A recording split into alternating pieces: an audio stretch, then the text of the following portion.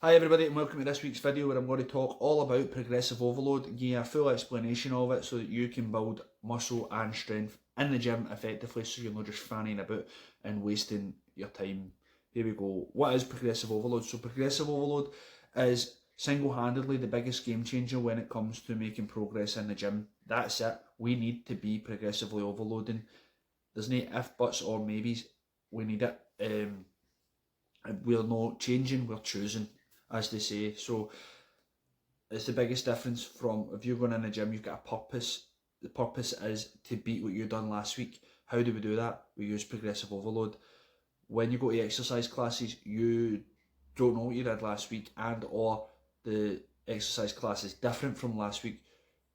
So you're not going to progress because it's constant, forever changing, and it's always different. So they're great for community and they're great for burning a few extra calories, but no for building muscle and sculpting the physique that you truly want. Let's get into it. So progressive overload is key for growing the muscle, preventing plateaus, and this applies to every single exercise that we do in the gym. So even the big compound movements to the isolation exercises, every form of resistance training that we do, we use progressive overload to stimulate the muscle growth. Right, next slide will hopefully explain this is the stress adaptation cycle. Hopefully this wee pen that I've got that comes with my phone will hover over it and I'll be able to explain what I'm talking about when I'm talking about it. So hopefully, so line along the bottom, that is time. Building muscle takes time. We can't do it quicker. We can't go into the gym day one and lift 100 kilo on the bench, near impossible. So we need to spend our time working up to that. That's it. It just takes time. Weight lifted is obviously up here with the highest weight. So what happens? We train, we're in the gym, and we put stress on the body. I know that's going to happen. Right, so train, then we put stress on the body. Yep. We then need to recover from that stress. What do we use for recovery? It's a protein or sleep or hydration. Don't be stressed in life. In an ideal world, that then causes the muscle to grow through adaptation. We then go to the gym the next time and we put more stress on the body, and when we recover, we then adapt, we then put stress. So you can see over time we have increased the weight that we lift, we've increased the stress in the body, we've recovered properly, and we've adapted, and that's what causes muscle growth. I hope that makes sense to you. If we are putting stress on the body but not recovering, we'll stay down here. If we are training and we're fanning about with weights, then we won't cause enough stress, therefore we'll just stay the same, right? So, please stop texting me when I'm trying to do this. Anyway, so how do we implement progressive overload in the gym? So we increase the weights. Every time that we go into the gym, we're looking to lift heavier. Now that comes with risk, of course. We don't want to just fire on 20 kilo on what we done last week. It's mental. It needs to be small incremental changes onto the bar, onto the dumbbells, just over time. Now sometimes jumping from the 10 kilo the dumbbells to the 12.5 kilo dumbbells can be too much. It's too heavy. So therefore, what we can do with the 10 kilos is we can add a wee bit more reps. We can do a couple more reps. You can even add in an extra set. We can slow down the movement. We can exercise the movement with better control and better form. And this isn't really progressive overload, but I put it in here anyway, is decrease the rest time.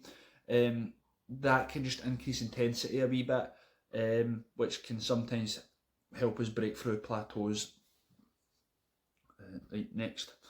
So here is an example of how to, this is like the perfect example, which would probably almost never happen. But this is like the ideal scenario. This is how you would break through a bench, the bench press weight, how you progress on that. And the rep range of 8 to 12. So as you'll notice in your programs, it's always a rep range. We're always in that 5 to 8, 8 to 12, 12 to 15, 15 to 20, whatever it is. We're always in a rep range.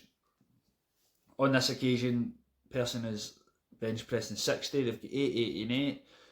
Then the next week again, they just try and beat that. They get 12, 10, 10, They go the next week, they get 12, 12, 12. That's them now at the top of the rep range that's been set. So what do? We either up the weight, we add a set, or we add reps, we slow it down. In this occasion, they've upped the weight to 62.5. So they've done 8, 8 and 8, 10, 10, 10, 12, 12, 12. Again, this is like the perfect scenario. They've then upped the weight again, 8, 8, 8, 9, 8, 8, 9, 9, 9. See how they're maybe struggling there. They've not reached the top of the rep range. They'd probably stay on 65 for another week, another 2 weeks. Maybe adding on another set, maybe slowing it down and perfecting the skill as well. Remember, weightlifting is a skill. It's not something that you can just go in and just fire on the weights. It's the movement, the bracing, the holding, learning how to utilise the body the most effective way to move the weight from A to B. So, common mistakes when it comes to progressive overload and when you're in the gym. So, too much too soon. Slow and steady wins the race when it comes to progressive overload. Adding 2.5 kilo over to your bench press over the space of 4 weeks is perfect. There's no need to go any faster than that. And then normally when you start the gym, you're in that weight discovery mode before you really get to the challenge. Then you learn the skill, and then you can really start pushing it. So give it a bit of time, right? Too much too soon will not get you anywhere. Ignoring recovery, so big one. If you're not getting enough protein, sleep, or you're far too stressed, you're not getting enough water, not getting enough hydration, you're not going to recover. If you don't recover, you don't adapt, and therefore the muscle doesn't grow. Poor form, so lifting heavier is absolutely pointless when the form is bad. So there is a big difference from mechanical failure to just plain wrong. The body's very, tolerable to a bit of bad form. I don't like saying that, but a wee bit of swinging and no lateral raises, for instance, we kind of let you away with it. But really, it's very hard to keep 100% perfect form all the time. So it's just we need to be mindful of the form, and make sure that we're doing it as perfect as we can, really. If you're not tracking the progress, keep my workout log to measure the progress. We've got the app for this. We're using the Train Heroic app. This is, without a doubt, the biggest thing that we need this app. We need this in order to see what we done last week so that we can beat it this week. That's it. And if we're not recording that, then we don't know. We're just guessing, and then we're just exercising for fun. We're just fanning about. Rest periods. So I keep them the same to ensure consistency. So resting too little, your central nervous system hasn't recovered, your muscles haven't recovered, you might feel like you're ready to go again, but you're probably not. So just keep the rest periods consistent. There's timers on the Train Heroic app. Use them. Finish the set, hit the minute rest, the minute and a half rest, 2 minute rest, whatever it is. But we just need to be consistent with them every single week, every single set. And again, too much rest is equally letting you down. Your muscles are fully recovered, and then you go and you beat it, but you've rested too long because you've been too busy talking, or too busy on your phone, whatever it is. So it can equally be just as bad as resting too little. Next. But this is. I hope that helps. I hope it's quick. It's only 8 minutes long. Jesus. And that's how we use progressive overload in the gym. I will see you later.